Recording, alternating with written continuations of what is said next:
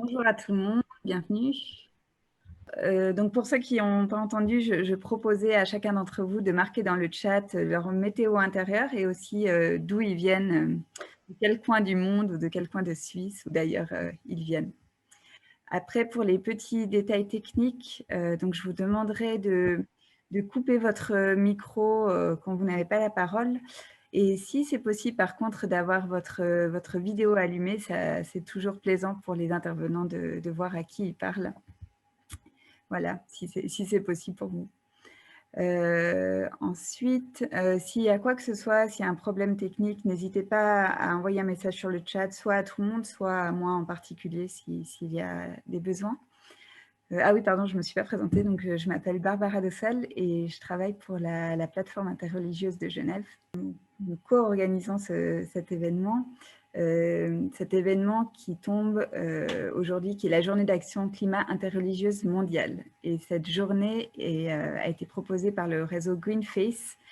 Martin Kopp, qui le représente, va nous en dire un petit peu plus dans quelques instants sur cette journée, sur ce réseau, et puis sur la déclaration qui va être l'objet de notre discussion du jour. Voilà, je pense que j'ai tout dit. Je vais donc passer la parole à Virgile Rochat, qui est notre modérateur du jour, et Merci. qui se chargera de présenter les différents intervenants. Et quant à moi, je vous dis à plus tard.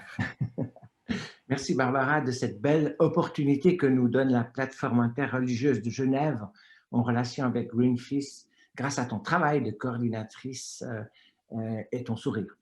Merci aussi aux intervenants que je vais bien sûr présenter. Un merci surtout particulier à tous ceux qui nous rejoignent par Zoom en ce moment.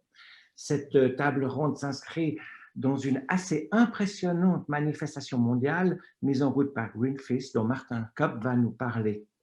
On est donc en train de vivre ici et maintenant, et partout, un moment historique. Comment les choses vont-elles se passer? D'abord, Martin va ouvrir les feux en présentant le manifeste de Greenpeace, le sens et le but de cette action mondiale du 11 mars. À suite de cela, nos intervenants disposeront de 5 minutes bien délimitées pour commenter, approfondir, réagir aux propositions de Greenpeace. Je vais donc commencer en présentant les intervenants dans l'ordre où ils prendront la parole. D'abord, Martin Kopp, puisque c'est lui qui nous donne, et il a plus de temps pour cela, un panorama général.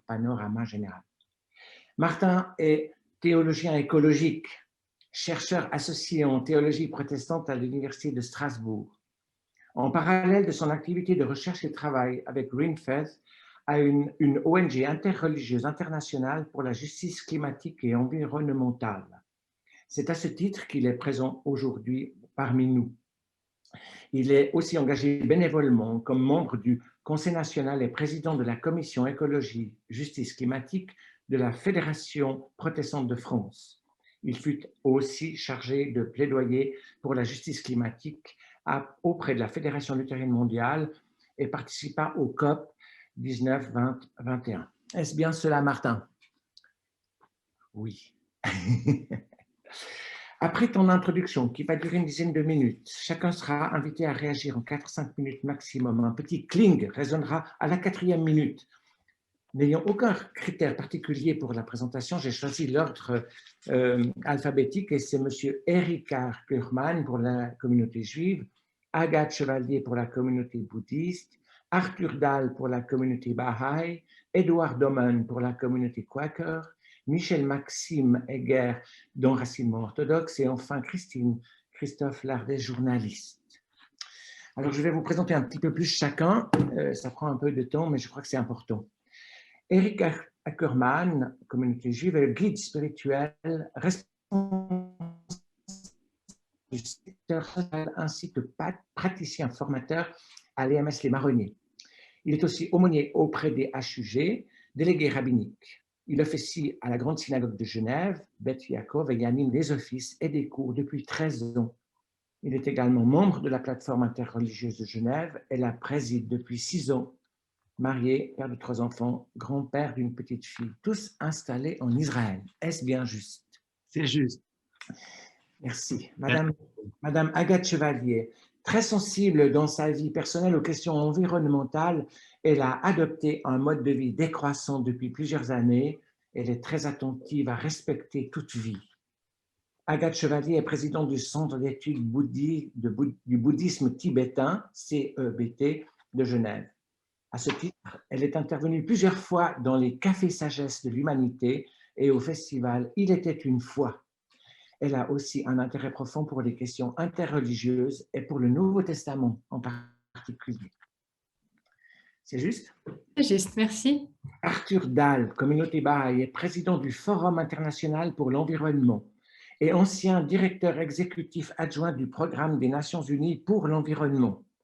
Il travaille depuis 50 ans dans les domaines liés au développement durable. Il a récemment été consultant auprès de la Banque mondiale. Il est auteur d'une centaine de publications portant en outre sur une analyse de l'économie d'un point de vue écologique, ainsi qu'une perspective sur les défis actuels et leurs solutions scientifiques et spirituelles. C'est bien juste? Qui ne dit mot consent. Édouard Domen, communauté Quaker, est spécialiste d'éthique économique, en particulier de la pensée économique et sociale de Calvin. Il a été pendant de nombreuses années chercheur à la Conférence des Nations Unies pour le commerce et le développement. Aux deux bouts de sa carrière, il a été professeur d'université à l'île Maurice au sud, à Sunderland, Royaume-Uni au nord. À Genève, il a été président de l'AOT, Atelier écuménique de théologie.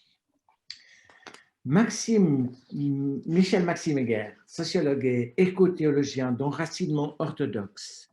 Michel Maxime Heger est auteur de plusieurs essais sur l'éco-spiritualité et l'éco-psychologie. Il est responsable du laboratoire de transition intérieure de Pain pour le prochain et Action de Carême. Il dirige la collection Fondation écologique aux éditions Labor et Fides et anime le réseau internet trilogie.org. C'est bien juste, Michel Maxime? Voilà. Enfin, Christophe Lardet est éco-journaliste, photographe, attentive aux différentes dimensions de l'écologie profonde, de l'éco-spiritualité, de la connexion sensible au vivant. Elle est fondatrice de la revue Présence. Elle se consacre aujourd'hui plus amplement à la revue Esprit de Nature, créée en 2021, qui approfondit ses sujets de prédilection. Elle est également auteure de l'ouvrage Sur la terre comme au ciel, lieu spirituel engagé en écologie, paru chez Labor en 19, et du site Spiritualité pour la terre. Elle est engagée sur le terrain, cofondatrice du réseau Écosites Sacrés, du mouvement chrétien uni pour la terre, de l'association Animaterra et de l'écosystème Vivre Relié.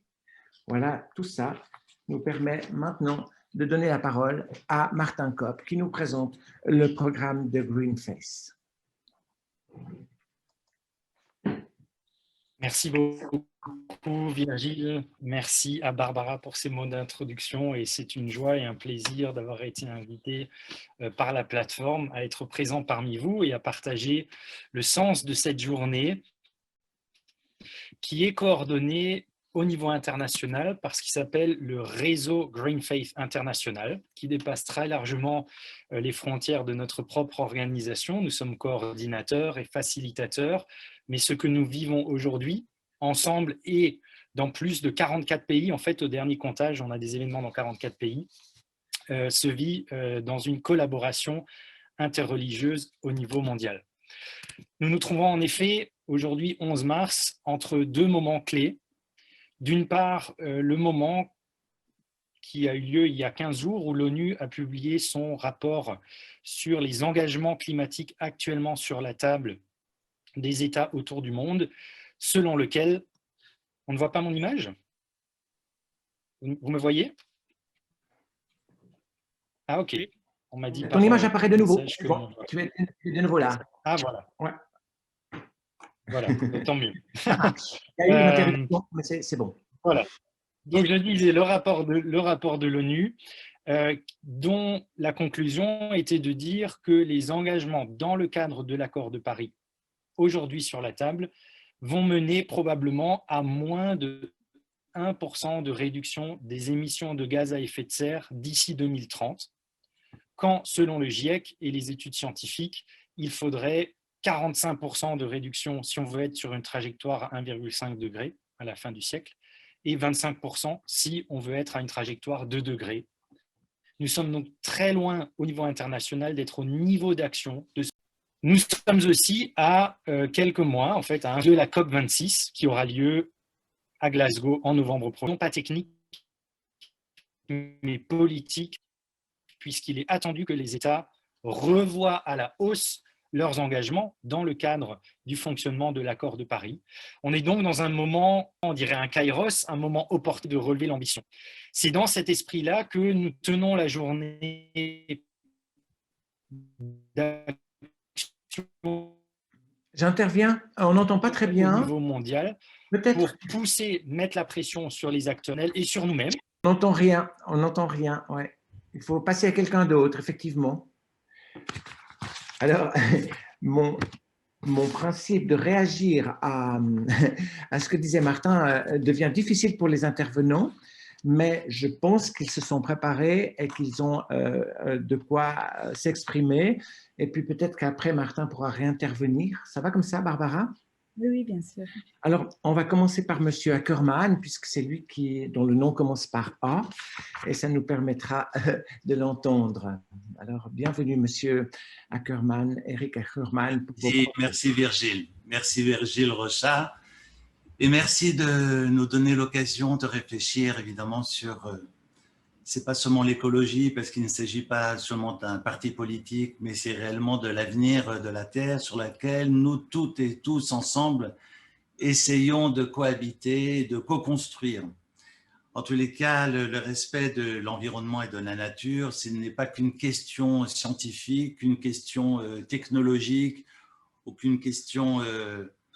mais je crois que c'est la préoccupation majeure de toutes les traditions et finalement de toutes les politiques et d'une question essentiellement morale et politique. J'aimerais, quant à moi, de par mon appartenance religieuse juive, peut-être reprendre quelques fondamentaux bibliques sur l'importance de la terre et du respect de la terre. Alors évidemment, ce que je vous propose n'est absolument pas exhaustif parce qu'on pourrait exposer et vous proposer une conférence de plus de 3 heures sur toutes les références qu'il y a dans la Bible, dans l'Ancien Testament, autour du respect que nous devons à la terre sur laquelle nous évoluons. Il y a marqué au début du chapitre 2, que lorsque, après la création du monde, que le ciel et la terre furent terminés, Dieu cessa toute l'œuvre qu'il avait créée et termine le texte, ce sont 3 versets, et termine le texte en disant « Dieu cessa toute l'œuvre qu'il avait créée pour faire ». Et ce « pour faire » a suscité beaucoup de commentaires dans le Talmud, et les sages diront en fait « ce pour faire » signifie « pour qu'elle continue à fonctionner ». Et selon la tradition juive, le monde est inachevé et les hommes ont le privilège particulier de pouvoir contribuer à sa perfection. Et c'est ce la asot pour faire qui invite les uns et les autres à sceller l'œuvre divine. Et c'est un peu la destinée, la mission de la création, remise dans les mains de l'homme pour que l'homme puisse parachever et parfaire et embellir, ennoblir, magnifier le monde qu'on lui a remis.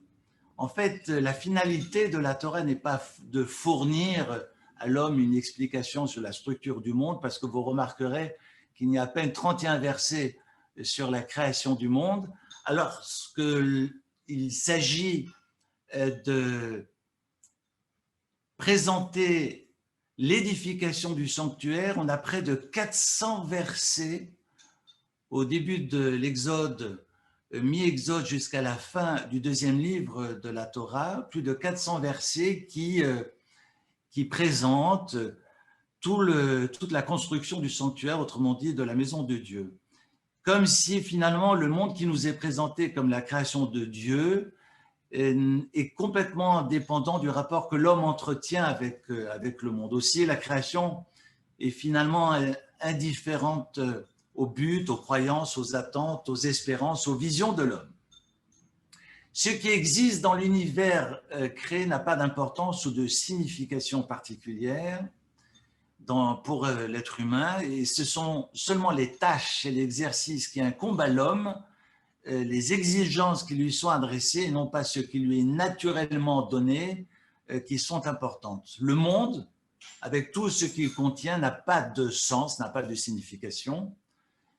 On est dans la création de Dieu. En revanche, le monde des valeurs, les obligations que nous devons finalement assumer ne sont pas des données naturelles. Et c'est peut-être là notre responsabilité, c'est peut-être là notre mission. Vous savez, dans le 2e chapitre, au verset 15, il vous reste une minute. Il vous reste une minute. Mon Dieu, la première fois que Dieu s'adresse à l'homme, le premier homme est d'abord placé dans le jardin d'Éden et Dieu lui dit, tu es placé dans le jardin d'Éden pour le travailler et le préserver.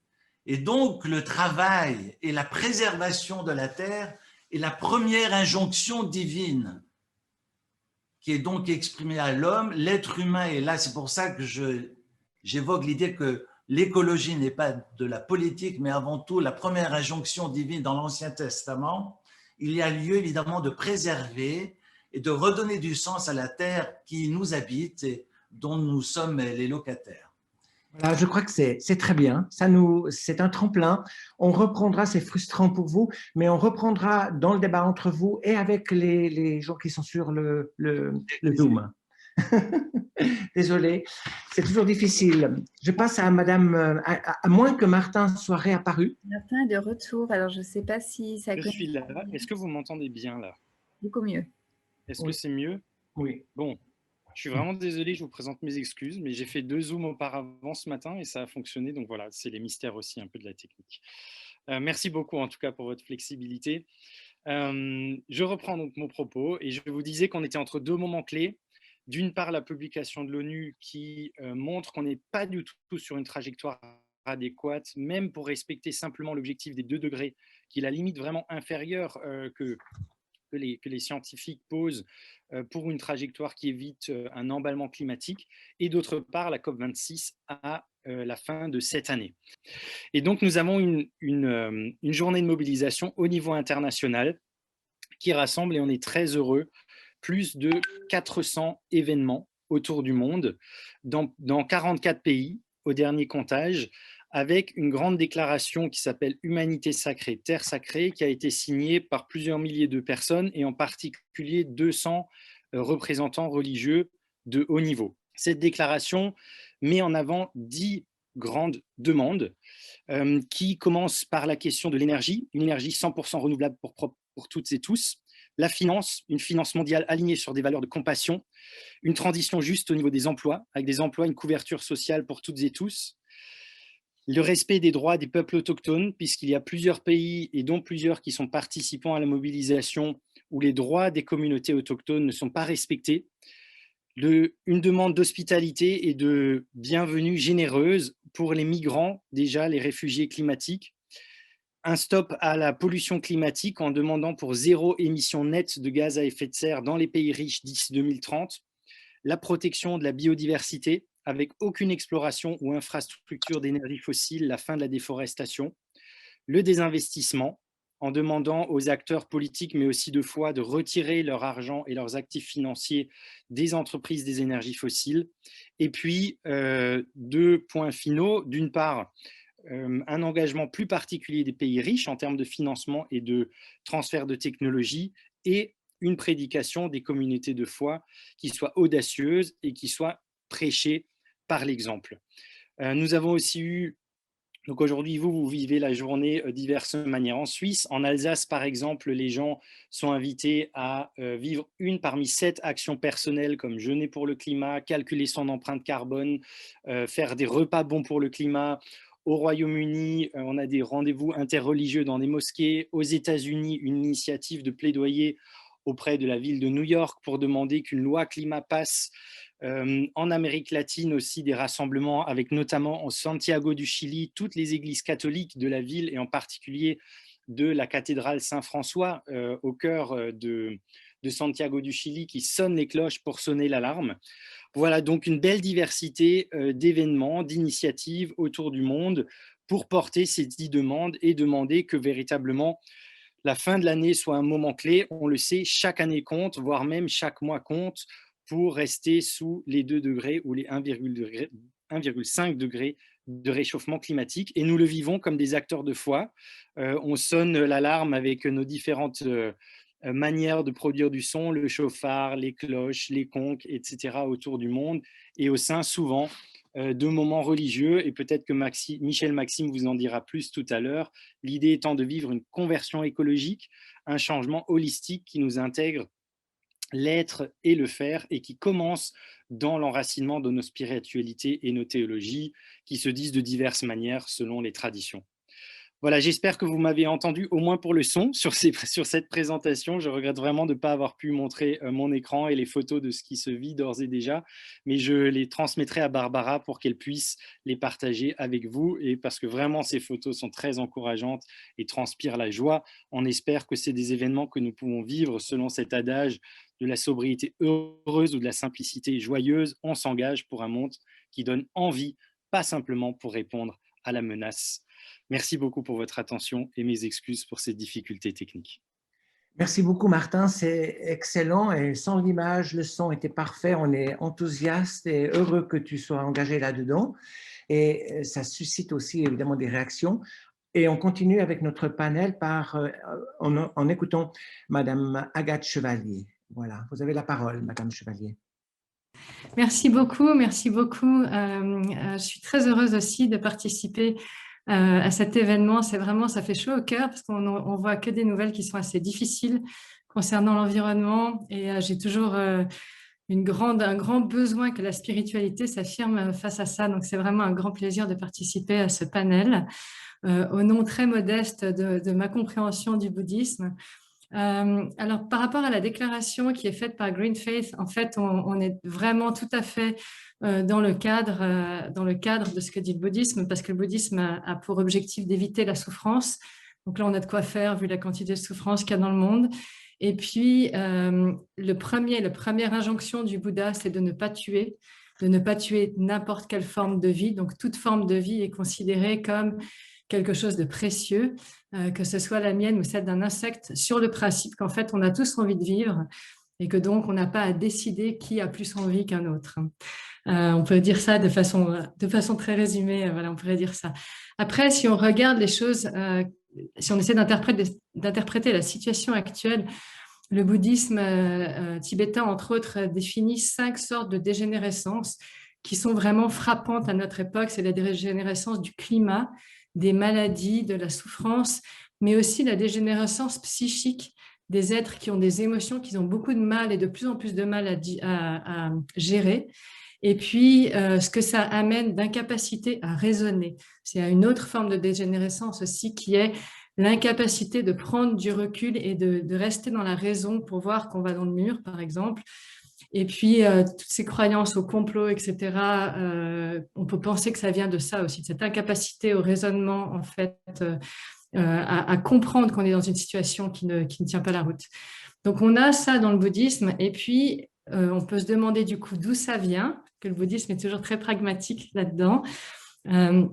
Et puis là, la réponse, on pourrait penser que ça vient en fait de nous, c'est-à-dire que c'est karmique, au sens que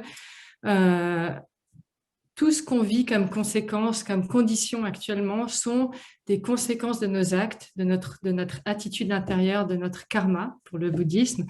Donc, c'est un conditionnement, c'est-à-dire que de la même façon, il y a une loi qui est la loi de cause à effet, qui dit que de la même façon que quand on plante un pommier, on ne va pas obtenir des prunes. De la même façon, quand on agit de manière négative, on ne va pas obtenir des actes positifs ou des conditions positives. Et puis là, on voit vraiment que, en tout cas dans cette perspective-là, tout ce qui nous arrive actuellement dans l'environnement, tout ce qui se passe au niveau planétaire, c'est vraiment une conséquence directe d'actes non réfléchis, dus à l'ignorance, dus aussi à des émotions très négatives comme l'avidité ou la haine ou la colère. Donc, face à ça, il y a aussi un danger qui fait que c'est un cercle vicieux, c'est-à-dire que plus on reste dans ces émotions, plus les conditions empirent, plus on est tétanisé par ces conditions, on a peur. Et plus on a peur, plus on va dans ces comportements, plus on rentre dans une habitude de comportements négatifs qui sont « Ah ben, puisque la situation est plus mauvaise, je veux être encore plus avide, je veux encore moins partager avec les autres, je veux encore plus me préserver par rapport aux autres. » Et puis ça crée un cercle vicieux qui s'accélère, en fait, c'est défini dans les textes bouddhistes, qui s'accélère de plus en plus. Donc, il y a un moyen d'arrêter ça qui est le changement personnel, en fait, dans cette vision du monde. En fait, les causes et conditions qu'on crée émanent de notre morale, de notre éthique, de la façon dont on se comporte vis-à-vis de soi, mais vis-à-vis aussi de l'environnement. Donc, tout ce qui est, là, on rejoint un peu ce que disait Monsieur Ackerman tout à l'heure, c'est-à-dire qu'on est dans quelque chose qui est notre responsabilité vraiment, de dire qu'on doit agir en soi. Donc, ça commence par l'exemple, ça commence par bien se comporter, ça commence par exemple, chez moi, avec mes enfants, montrer ce que c'est que la décroissance, et puis qu'on vit très bien et très heureux comme ça, et puis aller dans cette direction-là. Donc, ça passe en fait par quelque chose qui est peut-être sous-jacent à ce qu'on a vu dans la déclaration et que je souhaiterais plus mettre en valeur, qui est l'éducation. C'est-à-dire comment on sort de cette ignorance de tous ces sentiments qui s'emballent et qui font qu'on agit de pire en pire et puis qu'on n'agit pas pour sortir de là. Mais Une petite. oui, mais comment on aide à comprendre qu'est-ce qu'une attitude éthique, qu'est-ce que l'introspection pour voir où est notre propre responsabilité, et puis comment on peut avoir de la compassion, parce que tous ces gens qui font que la Terre est ce qu'elle est maintenant, d'abord on y participe, mais eux aussi, ils souffrent beaucoup de cet état de fait. On est tous en train de souffrir, même ceux qui sont en train de massacrer des animaux ou autres. Donc comment est-ce qu'on arrive à parler à tout le monde pour inclure les gens dans cette nouvelle éthique? Et puis ça va tout à fait dans ce que disait Monsieur Kopp, voilà, que c'est un changement holistique qui vient de l'intérieur et puis qui peut se répandre, aussi se refléter dans le monde après. Mais ça passe par un premier changement intérieur. Merci. Merci beaucoup. Merci de cet éclairage, de tout ce que vous y mettez et ce qui en rayonne. C'est toujours frustrant, mais on reviendra après avec les questions. Donc, on avance et on écoute maintenant avec beaucoup d'intérêt Monsieur Arthur Dahl. Merci. Bon, la foi Baha'i peut être même décrit comme une foi verte. Il était fondé au XIXe siècle. Et pour nous, la science et les religions sont deux aspects de même réalité qui devraient mettre ensemble. Donc, on suit de très près tout ce qui se passe dans le monde aujourd'hui du côté de l'environnement. Et le Baha'u'llah, le fondateur de la Baha'i, nous avait averti que cette civilisation tant vantée, les représentants les plus qualifiés des arts et des sciences, apportera des grands maux à l'humanité, sur les franchir les limites de la modération. Et pour nous, la nature est très importante. Baha'u'llah avait dit que la nature est la volonté de Dieu. Elle est son expression dans et à travers le monde contingent. Il a dit aussi, la campagne est le monde de l'âme, et la ville est le monde des corps. Ce qui montre là où on faut mettre les priorités. Et on voit dans les écrits Baha'i qu'il faut contempler la création tout entière pour voir les rayons du soleil, la divinité dans toutes les choses qui viennent à l'intérieur de chacune d'elles. Regarde les arbres, les fleurs, les fruits et même les pierres. Là aussi, tu contempleras les rayons du soleil clairement visibles en toutes les choses et qu'elles manifestent.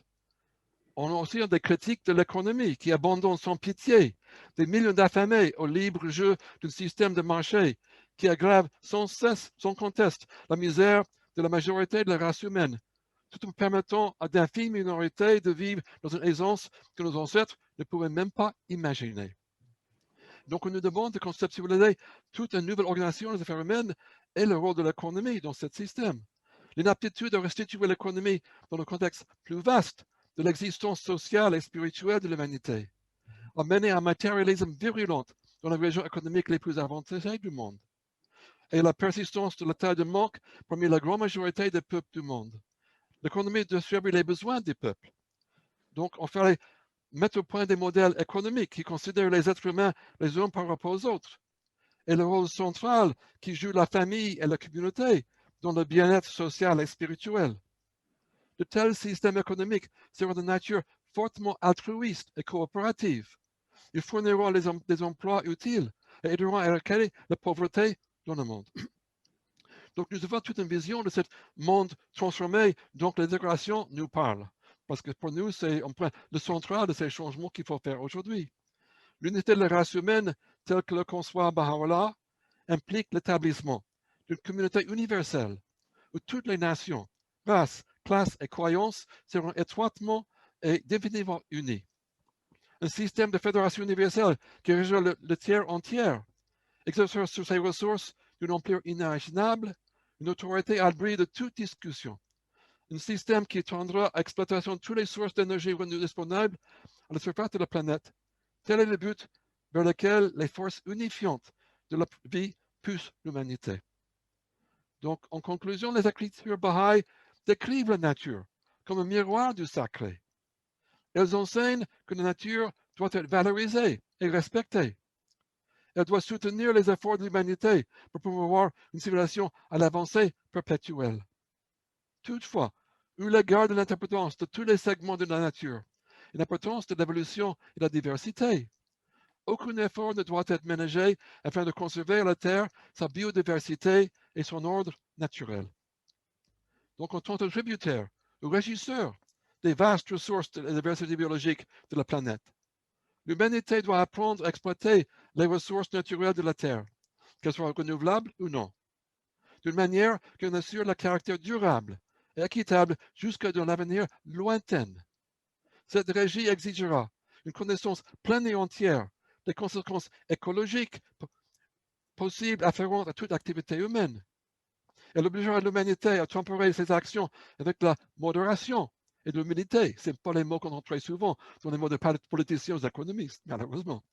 Elle exigera aussi une profonde compréhension du monde naturel, de son rôle dans le développement collectif de l'humanité, aussi bien matériel que spirituel. Ainsi, l'exploitation d'un environnement durable doit être considérée non pas comme une responsabilité discrétionnaire que l'humanité peut peser contre d'autres intérêts en lice, mais plutôt comme une obligation fondamentale qui doit être assumée, une condition préalable au développement spirituel ainsi que la survie physique de l'humanité. Donc, pour nous, ces deux aspects, le physique, le scientifique et le spirituel, sont ensemble qu'il faut avancer et développer ensemble et qu'il faut inviter tout le monde dans toutes les croyances à travailler ensemble dans l'unité pour préserver ce que nous a donné. Merci pour cet excellent appel que vous faites à chaque communauté religieuse et à chaque personne et pour ce que vous apportez d'éclairage de votre point de vue et du point de vue Baha'i. On passe maintenant à Monsieur Edouard Domaine de la communauté Quaker qui va prendre la parole. Alors, c'est réjouissant à quel point je me trouve d'accord avec ce qu'a dit Agathe Chevalier. En effet, le christianisme, dit-on, est la religion la plus anthropocentrique que le monde ait vue. En effet, dans la Bible, on dit « remplissez la terre et dominez-la, soumettez les poissons de la mer, les oiseaux du ciel et toute bête qui remue sur la terre, je vous donne tout. » Et en fait, ça va encore plus loin. Vous serez craints et redoutés de toutes les bêtes de la terre et de tous les oiseaux du ciel. On est mal parti. Calvin persiste. Dieu non seulement pourvoit à la nécessité des hommes, et il leur donne autant qu'il est suffisant pour l'usage ordinaire de cette vie, il les traite encore plus libéralement quand il réjouit leur cœur de vin et d'huile, car certes, nature se contenterait de boire de l'eau. On peut cependant imaginer deux bestioles dans notre estomac qui nagent, qui se croisent et qui disent « quelle abondance, quelle merveille !» et tout ça, c'est pour nous. Alors, Laudato Si apporte un souffle d'air frais du côté catholique quand il dit qu'on pourrait parler de la priorité de l'être sur le fait d'être utile. La fin ultime des autres créatures, ce n'est pas « je passe à bout de mon pain-texte, c'est bien dommage, je participe à cette table ronde en tant que Quaker. les Quakers sont un mouvement religieux issu de la Réforme et nous sommes dans la mouvance que j'étais en train d'essayer de décrire. Et une déclaration de 2015 sur le changement climatique dit qu'elle reconnaît un devoir moral de chérir la création pour les générations futures, donc pour l'humanité. Vous voyez que je suis un Quaker dissident. Donc, venons-en à la déclaration Humanité sacrée, Terre sacrée. Vous aurez compris que je partage le sentiment qu'exprime sa première phrase. Nous sommes unis par la conviction fondamentale que tous les êtres humains et la Terre sont sacrés. Passons sur le dernier mot qu'on peut discuter. William Penn, l'un des fondateurs du mouvement Quaker, soutenait que la vraie piété incite les gens à réparer le monde. Dans cet esprit, les Quakers partagent les objectifs que décrit la seconde partie de la déclaration. Et pour adapter tant soit peu la déclaration, un avenir bien meilleur est possible si notre réponse collective à la pandémie et à la crise climatique, et j'ajouterai à bien d'autres choses encore, est guidée par la compassion et l'amour, et j'ajouterai pour préciser, envers la création tout entière.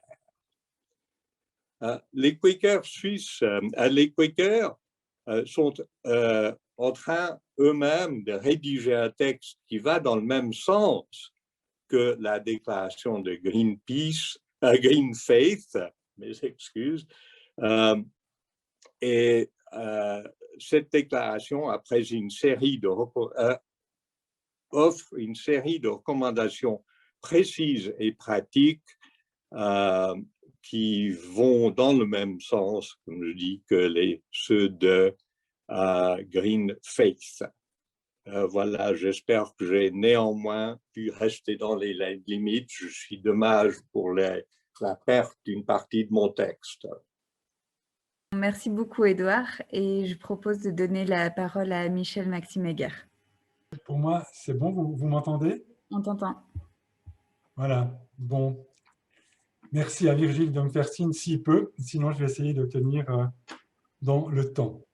Alors déjà, oui, bonjour à toutes et tous, et puis moi aussi, grand merci à la plateforme interreligieuse de Genève pour cette invitation, gratitude aussi à Greenface pour ce projet, ce beau projet qui est mobilisateur, qui est fédérateur, qui n'est pas nouveau dans ce qu'il demande, mais qui n'a pas effectivement, je pense, d'équivalent par sa dimension internationale et interreligieuse. Alors, une première réaction très rapide. Alors, Édouard Domaine proposait de passer sur le mot sacré, et puis moi, j'ai plutôt envie de mettre l'accent sur ce mot.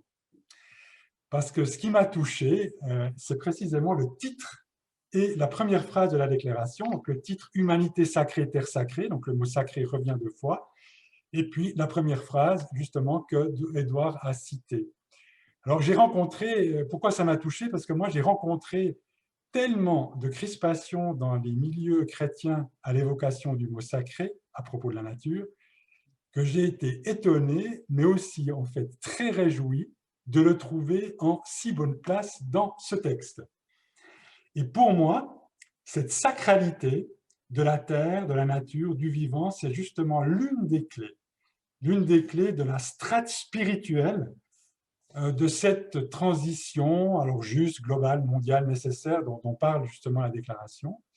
Et la transition écologique et sociale, si on l'entend au sens fort du terme, implique un véritable changement de paradigme. Ce que le patriarche Bartholomé Ier de Constantinople appelle une révolution, une métanoïa individuelle et collective, le pape François une conversion ou une révolution culturelle courageuse. Et là, la déclaration elle-même parle de la nécessité d'une nouvelle culture. Et là, je crois qu'on est vraiment au cœur du problème. Donc cette métanoïa, elle passe par un changement de regard, un changement de vision, pour précisément retrouver la sacralité de la terre. Et donc j'apprécie vraiment beaucoup l'affirmation forte et primordiale, hein, que tous les êtres vivants, humains et autres qu'humains, sont sacrés, c'est-à-dire dans une perspective chrétienne, non pas divins par nature, mais d'une valeur propre inestimable, parce qu'ils sont habités par une étincelle divine, une dimension de mystère. Alors après, on peut appeler ça Dieu, l'esprit, le souffle, les énergies incréées. Je crois que c'est de cette dimension spirituelle qui est la source que découle tout le reste. Tous les changements économiques, politiques et de comportement qui sont mentionnés dans la déclaration, c'est ce qui leur donne leur sens, c'est ce qui sous-tend aussi cet impératif de justice, d'amour et de compassion que souligne la déclaration. Alors, cette affirmation du sacré, elle induit en particulier qu'elle ne soit pas qu'une idée, mais qu'on en fasse l'expérience. Je vais souligner ce mot « expérience ». Et ça implique, et ça c'est très fort dans la déclaration, cette dimension du lien, cela implique un chemin de reliance profonde à soi, aux autres, au vivant, et au vivant avec un grand V, le vivant divin qui est la source. Et là, eh bien, je pense que ce serait important, et là je vais parler essentiellement des communautés d'église, que ces communautés offrent des espaces, davantage d'espaces pour vivre et expérimenter cette reliance et cette sacralité du vivant. Parce que cette dimension d'expérience est essentielle pour les changements à opérer. Parce qu'on le sait, les idées, les beaux discours, les arguments rationnels ne suffisent pas pour mobiliser et motiver les gens. Et comme le dit justement le pape François, il ne sera pas possible de s'engager dans de grandes choses sans une mystique qui nous anime. Alors peut-être, je ne sais pas combien de temps il me reste, mais peut-être en... Une minute. Alors très bien. Alors j'aimerais justement faire le lien maintenant avec cette dimension d'engagement et peut-être justement souligner que comme instrument, eh bien, cette déclaration entre de fait fortement en résonance avec des dynamiques, des initiatives déjà existantes en Suisse, en particulier au niveau des églises. Et là, dans le monde chrétien, eh bien, je pense au travail de Co-Église et Environnement, à Éco-Église, qui est l'équivalent du label Église verte en France, aux Conversations Carbone, ou encore à la campagne œcuménique de Carême en cours, qui est portée par Pape au prochain Action de Carême. Et cette campagne porte précisément sur la justice climatique, avec comme instrument politique, qui s'inscrit complètement dans cette vision de la déclaration, une pétition à la Banque nationale suisse lui demandant de désinvestir des énergies fossiles. Donc c'est vraiment des initiatives et des dynamiques qui sont pour moi des espaces et des outils pour donner chair et vie aux demandes qui sont contenues dans cette déclaration. Et là, je crois vraiment que c'est important et je crois que ça fait partie de la philosophie de Greenface, que pour pouvoir utiliser au mieux nos forces et nos capacités qui sont limitées, c'est vraiment essentiel de créer des synergies et des ponts entre Greenface et ces initiatives existantes. Voilà. Formidable, formidable. Merci mille fois, Michel Maxime, pour cette intervention. Il nous reste maintenant à donner la parole à Madame Christine Christophe Lardet, qui a précisé, je crois, sur le chat qu'elle est d'orientation chrétienne, ce qui n'apparaissait pas directement. Vous avez la parole, Madame Christophe. Merci beaucoup. Merci Martin, merci Greenface et Plateforme interreligieuse. Effectivement, une journaliste est censée être neutre, mais je suis aussi chrétienne et écologiste. Donc moi, j'ai répondu à la demande un petit peu au pied de la lettre, qui était de commenter et de faire des retours sur ce manifeste. Et effectivement, le mot sacré, alors je ne vais pas m'étendre puisque Michel Maxime l'a fait parfaitement, pour moi a fortement résonné, dans le sens que c'est principalement la perte du sens du sacré aujourd'hui, qui est recouvert par toutes ces notions de spéculation, prédation, consommation, qui font qu'on détruit la terre, le vivant, et que retrouver un peu le sens du sacré à l'extérieur, mais aussi à l'intérieur de soi, est une des étapes fondamentales. Voilà, considérer que la vie est un don et non un dû, et que finalement chaque parcelle de cette vie sur Terre est vraiment plus que précieuse. Le deuxième point sur lequel je reviendrai sur ce texte, que je vous invite vraiment à découvrir parce qu'il est très profond, c'est par rapport à la notion d'inquiétude. Nos cœurs débordent d'inquiétude face à la situation du monde. L'importance d'oser ouvrir les yeux sur ce qui se passe dans le monde et de sortir du déni qui nous anesthésie. Donc là, je rejoins évidemment les conceptions de Johanna Messi, d'écologie profonde et de l'éco-psychologie, qui donnent une importance fondamentale à cette zone de nous-mêmes qui est cette zone des émotions, où on rentre en empathie, où on devient compassionnel de ce qui se passe dans le monde. Et le pape François le même lui dit, c'est faire de la souffrance du monde une souffrance personnelle. Donc arriver à sortir du déni et de l'apathie. La troisième notion que j'ai relevée, c'est cette notion d'injustice et du fait que les pauvres sont les premiers touchés par le changement climatique et par les désordres de notre société, et qu'en fait, toutes ces dimensions sont liées, à la fois le climat, la déforestation, l'écologie, la pandémie, et qu'à force de s'attarder sur les conséquences, on perd son temps, alors qu'il faudrait aller plutôt et bien vite regarder les causes. Et je reprends une phrase du pape François qui dit que tout est lié, et comme êtres humains, nous sommes tous, comme êtres humains, nous sommes tous unis, comme des frères et des sœurs dans un merveilleux pèlerinage, entrelacés par l'amour que Dieu porte à chacune de ses créatures, et qui nous unit aussi à une tendre affection à Frère Soleil, à Sœur Lune, à Sœur Rivière et Mère Terre. Voilà, l'encyclique Laudato Si, paru en 2015, est effectivement une bombe de conscience, un vrai hymne d'amour à la Terre, et qui peut être source d'inspiration pour nous. Je reprends une autre phrase qui est: ce type de civilisation n'est viable à aucun niveau. Comment pouvons-nous enfin regarder que nous marchons sur la tête et que nous nous sommes trompés de but en blanc? Est-ce que ça, c'est simple? Non, c'est très, très difficile parce que nous sommes engagés dans cette culture, dans ce mode de vie, dans ce mode de pensée. Et c'est pour cela que la dimension intérieure et spirituelle est totalement essentielle, dans le sens que disait Michel Maxime, d'un retournement profond de nos cœurs et de nos esprits. Voilà, une réelle nécessité de changer de vision pour créer une nouvelle culture, une politique et une économie de la vie qui guérissent les gens et la planète. Là, je cite le manifeste. Et la force de la compassion, et là je rejoins Agathe, la compassion non simplement comme sensibilité au vivant, indispensable, mais aussi comme moteur de vie, moteur d'action qui sous-tend nos décisions.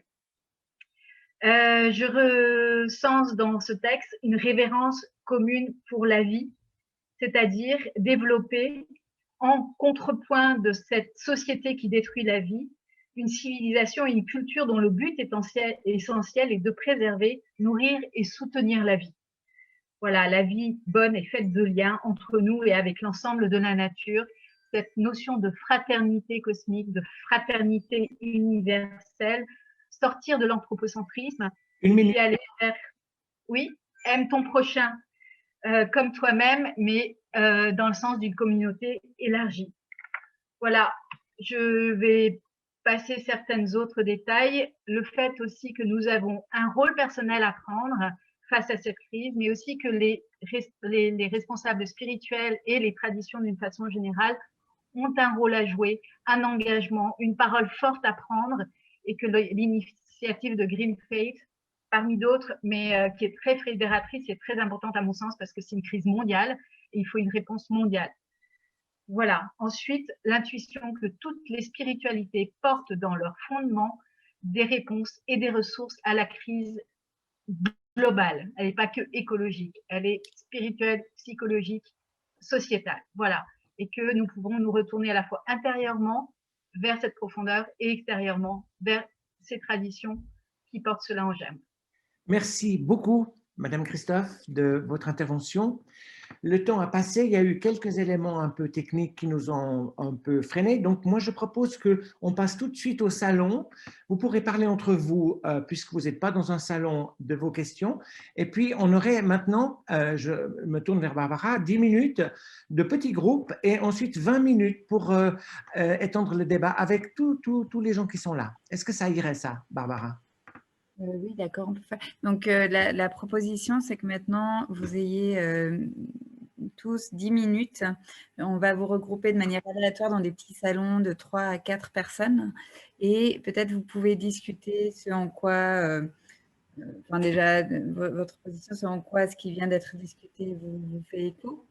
Et peut-être que de cette discussion, il y a une ou deux questions qui sortent. Ces questions, vous pouvez ensuite les poser sur le chat pour nos intervenants.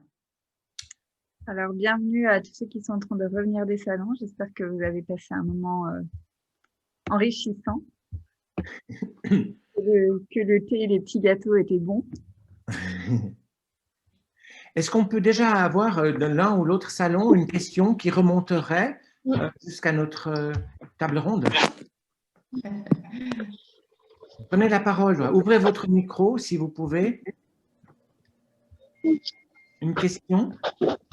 Alors, ce n'est pas forcément une question, mais peut-être une remarque.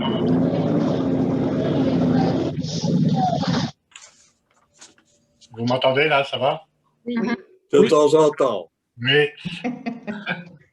Alors, dans notre groupe, on a souligné l'importance de cette prise de conscience au niveau personnel, communautaire, économique et politique. Et on se réjouit aussi de ce qui est en train de se créer avec ce réseau mondial pour se soutenir un petit peu les uns les autres, pour montrer aussi cet engagement des différentes communautés religieuses aux côtés de toutes les femmes et tous les hommes conscients et qui s'engagent par rapport à cette préoccupation. On a dit aussi, enfin moi j'ai dit un petit peu que par rapport au terme sacré, dans ma tradition protestante, c'est vrai qu'on avait quelques réserves, qu'on parlerait plutôt de la sainteté ou d'une humanité sainte pour éviter que de nouvelles formes de sacralisation passent dans le terme de... Mais en même temps en comprenant que le mot a une certaine force et que dans le cas de cette action, c'est peut-être intéressant de l'utiliser comme ça. Et puis une dernière chose peut-être qu'on a dite, c'est l'importance à l'intérieur de nos traditions de retravailler nos textes fondamentaux et en particulier leur traduction. Il me semblait que Édouard de Maine nous a donné un bon exemple avec la manière dont il a cité les textes de la Genèse, mais probablement qu'en retravaillant ces textes dans l'original, et là aussi on a besoin du dialogue interreligieux, on retrouverait d'autres dimensions et d'autres manières de traduire ces mots qui l'ont été souvent pour justement dans un sens anthropocentrique et qui autorisait des formes d'exploitation qui ne me semblent pas forcément être ce que disait le texte original. Merci de la remarque et de la suggestion. Une autre question, une autre remarque? Alors, j'ose peut-être, si vous me permettez, oui. On a effectivement essayé de jeter un œil, plutôt une métavision sur ce premier chapitre de la Genèse et qui est finalement incompréhensible. Et je pense que c'est de la volonté des Écritures saintes que ce chapitre-là reste complètement incompréhensible, avec une deuxième version selon la Kabbale, avec une relecture de la création de l'homme dans le deuxième chapitre. Bon, enfin, on en a un peu parlé tout à l'heure, mais j'aimerais plutôt prendre quelques secondes sur une exégèse d'un célèbre sage du XVIIIe siècle, il s'appelait Moshe Schreiber, qu'on appelait le Khatam Sofer, qui souligne le verset 26 du chapitre 11 du Deutéronome, où il est marqué « Regarde, je mets devant vous la bénédiction et la malédiction », où on commence au singulier, on finit au pluriel. « Regarde, au singulier, je mets aujourd'hui devant vous la bénédiction et la malédiction », comme si l'être humain, de par son attitude, peut faire pencher l'équilibre de tout l'univers d'un côté comme de l'autre. Et les Écritures saintes veulent absolument responsabiliser chaque personne, chaque individu vis-à-vis du monde entier. Et donc, tout le monde, et je finis, dépend de chacun des hommes et des femmes sur la terre. Cela prouve finalement la portée visible et invisible de tous les actes que nous commettons. Et c'est là toute notre responsabilité aujourd'hui. Merci. Rejaillissons, une autre question, et puis aussi... Alors, moi, je suis ravi de la façon... Oui, je suis ravi de la façon dont ma petite boutade sur le mot sacré a foisonné. Effectivement, les Quakers, alors, qui s'appelle formellement la Société religieuse des Amis, s'appelait au début Société religieuse des Amis de la Vérité. Et on s'est rendu compte que, comme tout le monde prétend être amis de la vérité, ça ne nous distinguait en rien des autres. Donc, ça ne valait pas la peine. Et de même, si tout est sacré, comme le dit la déclaration, ben c'est formidable, n'est-ce pas? Mais où est l'intérêt? Puisque tout est sacré, ça n'a aucune, il n'y a aucune conséquence à en tirer. Donc, passons à autre chose. Voilà. Je n'irai pas aussi rapidement à la conclusion. Est-ce que quelqu'un d'autre veut s'exprimer? Écoutez, dans notre groupe, il y a eu une très bonne réflexion puisqu'on a agité plusieurs idées, en tout cas sur l'intellect et la spiritualité. En conclusion, est-ce que l'état de notre environnement n'était pas un peu le reflet du développement de notre intellect et de notre spiritualité? Je précise que ce n'est pas moi qui ai fait cette superbe réflexion.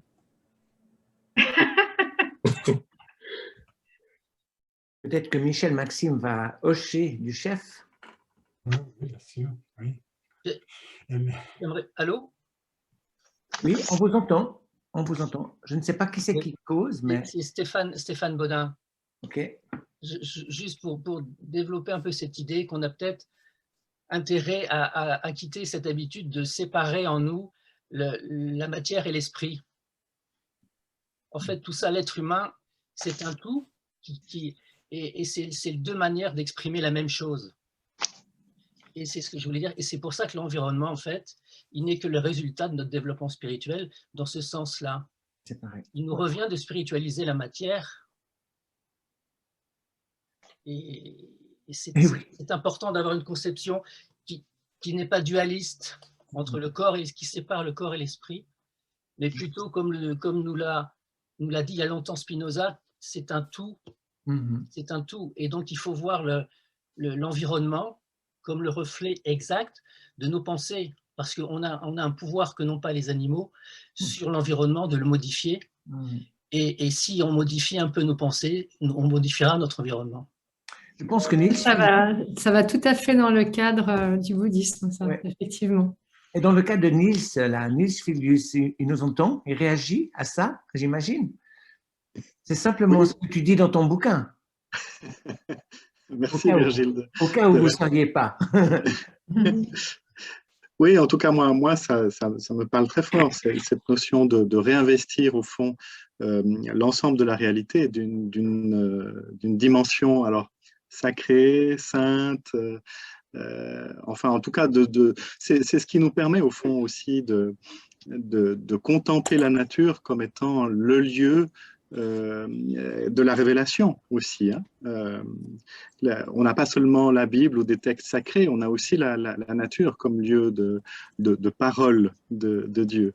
Et donc, ça me semble extrêmement important de revisiter cela. J'en profite pour montrer ton bouquin, comme ça, on voit qu'il n'est pas loin de mon ordinateur. Et rien que le titre dit ce que M. Bodin a dit. Voilà. C'était comme j'avais dit, il y a les qualités de Dieu dans toute la création. Si on cherche, on trouve des signes de Dieu, on peut dire c'est sacré, mais des signes de Dieu, on peut apprendre des choses sur le divin, à travers la nature aussi. Et je crois une partie de nos problèmes, c'est dans le monde occidental, surtout le monde économique, on a séparé l'être humain et la nature. L'environnement, c'était repousser la nature à l'extérieur, pour l'externalité qu'on ignorait pour faire le profit. Tandis que sur les peuples indigènes, ils n'ont jamais fait cette séparation. Ils ont ensemble, ils font partie de la nature complètement. Les ancêtres, c'était l'arbre ou le requin ou quelque chose comme ça. Et c'est un peu dans l'Occident qu'on a fait cette coupure entre le matériel et l'être humain d'un côté et la nature à l'extérieur de l'autre côté. Donc, je crois que dans nos traditions, ça n'existe pas et il faut retrouver cette unité qui nous permet aussi de faire face à ces défis environnementaux d'une façon plus spirituelle, on peut dire. Pour ne pas avoir un monde, une vie matérielle dans l'économie et une autre vie à partie qu'on fait dans nos religions, mais les deux sont liés ensemble. Merci. Michel Maxime a demandé la parole. Oui, non, je trouve ça absolument passionnant parce qu'il y a des questions immenses comme ça qui surgissent et qui, en particulier, celle autour du sacré, celle autour du rapport entre l'esprit et la matière ou entre l'autre pensée et le réel. Voilà, donc c'est vrai que ça demanderait beaucoup de nuances de développement. En tout cas, je les note au passage et ça pourrait être autant peut-être de sujets à approfondir par la plateforme. J'aimerais juste dire juste une phrase, juste deux choses très rapidement.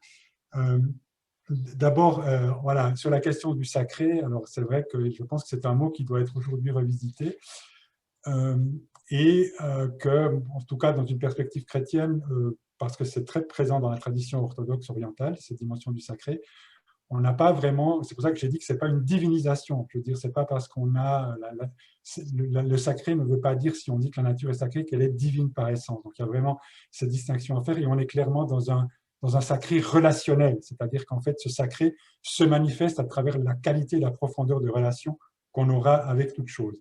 Le deuxième point que j'aimerais juste relever, c'est peut-être, oui, là, il faut faire un peu attention. Quand on dit, enfin, parce qu'on entend ça aujourd'hui, je n'ai pas dit que c'était ce qu'on a dit aujourd'hui, mais parfois on entend des personnes qui disent, oui, alors il suffit que tu changes ta façon de penser, parce que tes pensées, en fait, et du coup, le réel va changer. Il faut faire un peu attention à une forme de pensée magique, parce qu'en réalité, le réel, il a la tête dure et il y a des dimensions structurelles, etc. Donc, voilà, c'est comme quand on dit « t'acquiers la paix dans ton cœur et le monde sera en paix », on voit bien que ça ne suffit pas. Donc voilà, qu'il y a après toute une série de médiations d'éléments qu'il faut aussi prendre en compte. Puis le troisième point sur la relecture des textes et leur traduction, absolument oui, mais je dirais qu'on doit aller plus loin. Je pense qu'aujourd'hui, on a une vraie revisitation à faire, en tout cas je parlais du côté chrétien, de toute la théologie chrétienne, pour enfin sortir de cet anthropocentrisme, de ces dualismes, de cette vision d'un Dieu transcendant sans immanence, etc. Et là, on a un super boulot à faire, c'est un grand chantier, mais vraiment, on a à revisiter et re-questionner beaucoup de choses.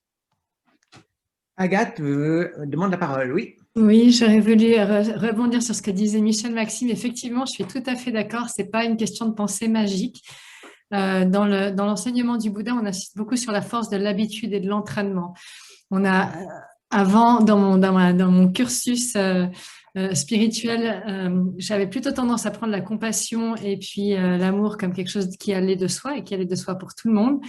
En fait, ça s'entraîne aussi, c'est-à-dire que c'est difficile d'avoir de la compassion et de l'amour pour les gens qui détruisent la planète, etc. C'est pas évident en fait de le faire. Donc c'est pour ça que la pensée magique ne fonctionne pas et puis qu'effectivement c'est une question de sans arrêt se remettre en question aussi dans ces gestes de tous les jours, dans la façon dont on appréhende la réalité. Pour moi, c'est ça une spiritualité qui est vraiment engagée, c'est une spiritualité de chaque instant où la fenêtre est ouverte, il y a un moustique qui rentre, est-ce que je tue le moustique ou je le tue pas? A priori pas, en fait. Même s'il me dérange, c'est pas très... Enfin voilà, c'est comment dans chaque geste, je viens remettre du sens. Et puis en remettant du sens par rapport à mon engagement personnel et puis à ma façon de faire, effectivement, ma pensée change. Puis après, ça me paraît tout à fait naturel de respecter les êtres. Et ça a fait changer ma pensée. Puis du coup, mon environnement change parce que je trouve que chaque vie est précieuse et merveilleuse. Et ça a changé ma vision du monde. En fait, je peux me mettre en extase devant un brin d'herbe, ça va très bien. Mais ça, c'est parce que ce sens du sacré, c'est pas non plus quelque chose, je pense qu'on peut dire aux gens que d'un coup, il faut avoir un sens du sacré. Ça s'entraîne et puis ça s'apprend tous les jours. Et ça s'apprend aussi par l'exemple, ce que disait Michel Maxime tout à l'heure, quand il disait que les communautés religieuses donnent l'occasion de l'expérience. C'est pas par les mots, c'est par l'expérience réelle, quotidienne de ça qu'on va réinvestir cet aspect-là, je pense. Merci Agathe. Est-ce qu'il reste le temps pour une question? Est-ce qu'une question vient ou une prise de parole? Alors, moi j'aimerais... Il y a Annette qui souhaite parler, qui a levé la main. Oui, alors, je n'ai pas vu, donc voilà, Annette, vas-y, oui, vas-y. Alors, moi, je reviens à ce que vient de dire Agathe, parce que c'est exactement à peu près ce que nous, après des problèmes techniques, on a un peu discuté, mais on se demandait comment lier justement ces actions, cette spiritualité à l'engagement social, comment passer le mot à la société pour oui, que les gens change, et on se demandait aussi si éventuellement, grâce aux fautes de cette pandémie, peut-être on arriverait à faire changer les attitudes des gens. Et puis peut-être l'autre mot, c'est vrai, sacré, moi ça me parle, mais c'est vrai peut-être pas la population générale. Donc il faudrait peut-être trouver un autre mot, je ne sais pas, précieux, pas important, comme ça, trouver un autre mot sans que ce soit vraiment que les gens se disent « Ouh là là, religion, voilà ». Voilà, c'était tout. Merci. Merci Annette, oui. Quelqu'un d'autre encore? Je veux bien lire ce que dit Martin Kopp sur le mot sacré en chat. Qui dit que justement ça fonctionne peut-être mieux dans les milieux non chrétiens où ça pose un problème. Il dit le mot sacré a une force et il fonctionne largement au sein d'un monde interreligieux, même si effectivement le monde chrétien peut avoir ses réserves. Trouver un langage commun lorsqu'on écrit à plusieurs traditions relève aussi d'un grand défi. Voilà. Monsieur Ackermann, oui. Oui, j'ai envie d'ajouter, parce que les notions de sacré et de sainteté dans le texte de la Torah, en fait, évoquent plus une dynamique qu'un état d'être. On n'est pas saint, on n'est pas sacré, il n'y a aucune sainteté intrinsèque. En fait, ça répond à une dynamique, c'est une tension. Et c'est l'être humain qui confère de la valeur et une dimension particulière à une terre, à un objet, à un être humain. Et donc, il n'y a absolument rien de saint de par soi-même. Et c'est pour ça que c'est important de tenir compte de cette dynamique, parce que c'est un processus et ça relève évidemment de l'investissement et de l'engagement des êtres humains, des hommes et des femmes, quant au respect et au devenir de la terre. J'aimerais aussi ajouter, pour rebondir sur ce que disait Agathe tout à l'heure, il y a un texte qui dit où le peuple clame haut et fort au pied de la montagne du Sinaï, nous allons faire et nous allons comprendre. Naaseh venishma. J'aime bien ce Naaseh venishma parce que ils n'ont pas demandé à comprendre pour pouvoir faire, ils ont d'abord demandé à vouloir, enfin, ils ont exprimé l'envie de faire pour pouvoir ensuite essayer de donner du sens. Et quelque part, beaucoup d'exégètes vont avancer l'idée que c'est l'agir qui dégage du sens, c'est pas autrement. Il ne s'agit pas seulement de l'esprit, mais c'est de s'inscrire dans l'agir, c'est s'inscrire dans le faire et dans l'action qui permettra de donner du sens au monde dans lequel nous sommes. Je vous remercie. Je me tourne vers Barbara. Est-ce qu'on est au terme là? Est-ce que tu donnes encore quelques minutes ou bien on remercie tout le monde? Comment tu vois ça? Ah, tu n'as pas de micro. Voilà. Oui, on a peut-être encore 2-3 minutes pour conclure. Je finirai avec un mot de la fin de 30 secondes, mais s'il y a peut-être encore une intervention. Oui. Sans vous mettre la pression parce que vous êtes la dernière intervention. Je voudrais juste évoquer une chose qu'on a parlé dans la déclaration de Green Faith, on parle des gouvernements et puis des milieux financiers, etc. Il y a quelque chose dont on n'a pas parlé, c'est les médias. Alors, j'y pense parce que dans mon cadre professionnel, en fait, je suis chargée des relations entre les journalistes et les chercheurs pour la Suisse romande. Et puis, je pense qu'il y a quelque chose qui est important aussi de mobilisation à ce niveau-là. Et ce serait intéressant de voir comment on peut rentrer en discussion avec les médias, parce que en dehors juste des émissions religieuses qui sont très cantonnées à des publics particuliers, c'est aussi une façon de toucher les gens et puis de commencer à amener. Alors là, juste pour donner un exemple, la RTS a commencé à aller dans cette direction-là, c'est-à-dire qu'ils ont décidé qu'ils avaient 3 dimensions majeures. Ils ont décidé ça l'année dernière, puis une des 3 dimensions majeures, c'est l'environnement. Donc, ils vont essayer d'aller dans cette direction-là, mais il y a quelque chose de vraiment, je pense, de cette implication. Ils sont capables de le faire. Il y a des médias comme le Guardian ou le New York Times qui ont décidé qu'ils ne donneraient plus la place aux gens qui étaient climato-sceptiques. Donc, c'est un choix éditorial. Voilà, il y a quelque chose peut-être à faire à ce niveau-là aussi. Merci beaucoup, merci. Je remercie vraiment chacun. Je vais laisser la parole à Barbara, en la remerciant elle aussi de toute la peine qu'elle s'est donnée pour mettre tout ça en place. Alors, merci à tous. Alors, juste avant de conclure, je prends juste une note qui vient de Monsieur Marc Rothschild, excusez-moi, Rothschildberger. Est-ce que vous êtes là? Je ne vous vois pas dans le... Est-ce que vous êtes là, Marc? Oui, je suis là, oui. Voilà, très bien. Est-ce que vous voulez nous dire en 2 secondes, nous parler de cette déclaration d'urgence climatique en 2 secondes? Oui, c'est une déclaration d'urgence climatique œcuménique pour toutes les églises de Suisse. Il y a la version allemande également. Et demain, à 2 heures, dans le cadre de la Sustainability Week, c'est-à-dire la semaine du développement durable pour toutes les universités de Suisse, on fait une conférence de 1h30, donc une présentation brève de 20 minutes de la déclaration, donc les 2 rédacteurs, moi et Steph Tanner. Ensuite, ce sera question-réponse, des travaux en sous-groupe pour un peu faire vivre cette déclaration. Voilà ce que je voulais dire, et donc j'ai mis le lien de l'événement Facebook dans le chat. Merci. Merci. J'en profite pour appuyer fortement inviter les gens à ouvrir ce lien et le lire. Très, très beau travail. Barbara? Voilà. Il y a aussi la campagne écuménique qui est en cours. Donc, je ne sais pas si Michel Martin qui a mis les liens dans le chat. Oui, j'ai mis le lien sur la pétition à la Banque nationale suisse qui donne en fait après le lien sur la campagne écuménique. Puis j'ai aussi fait le lien pour Éco-Église et puis pour Éco-Église et Environnement. Voilà, si jamais. Merci. Vraiment des super espaces et outils pour mettre en œuvre ce que Greenface demande. Merci beaucoup. Et donc, voilà, on a encore une activité aujourd'hui qui sera, enfin, c'est une activité au sens large, mais on vous donne un rendez-vous. Donc, l'activité, vous l'aurez probablement vu dans nos événements, ça s'appelle Flow pour le vivant. L'idée, c'est de construire une petite embarcation naturelle avec des éléments de la nature et de l'envoyer avec une attention pour la terre, pour le climat.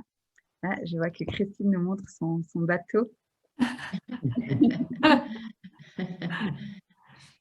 Donc voilà, on vous invite avec vos proches à faire cet acte symbolique de tous se lier comme ça par les cours d'eau, par les mers. Et alors de manière très concrète, ceux qui sont à Genève, on a rendez-vous à 17h au bord de l'Arve. Si vous envoyez un message sur info@interreligieux.ch, je peux vous envoyer les coordonnées exactes. C'est près du cimetière israélite, mais je vous enverrai les coordonnées si vous voulez nous rejoindre à 17h. Un événement en présentiel, donc aussi une occasion de se retrouver. Voilà. Merci encore à nos intervenants pour vos précieuses contributions. Merci à Virgile pour la modération. Merci à Martin pour l'organisation de ce bel événement qui nous a permis d'avoir ce débat. Et puis, merci pour cette belle initiative. Et je vous souhaite une belle suite de journée à toutes et tous. Merci. Et Martin a mis des paroles de sage dans la discussion. Je vous invite à les lire en guise de conclusion. Se retrouver entre interreligieux pour avoir un impact comme personne de foi. Voilà, ce qui nous rassemble, c'est notre action sur le monde et peut-être plus nos actions que nos discussions. Pour résumer. Belle conclusion. Merci à vous tous et bonne suite dans l'engagement et dans l'approfondissement. Au revoir. Merci, au revoir. Merci, au revoir. Au revoir. Merci, au revoir.